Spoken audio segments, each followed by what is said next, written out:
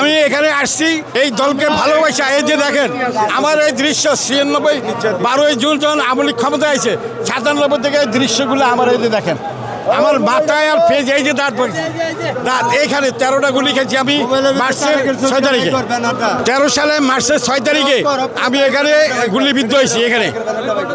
হ্যাঁ হ্যাঁ হ্যাঁ তখন ওই যে পার্টি অফিস যখন ১৩ সালে পার্টি অফিস যখন ভাঙচুর হয়েছিল না মার্চের ৬ তারিখে তখন আমি প্রতিহত করছিলাম। সার্জেন্ট এসআই মেহেদি ছিল। বিএনপি করে বিএনপির দল নিয়ে কাজ করতেছি। এই ধানের শীষের প্রতীক একমাত্র আমি বাইর করছি কখন ২৩ সালের ২২শে অক্টোবর ১৮শে অক্টোবর ২৮শে অক্টোবর ৩টা সাক্ষাৎকার আমার দেওয়া আছে গণমাধ্যমে। আমি ঢাকা বিভাগে ঢুকতে পারি না পুরো ৪ বছর।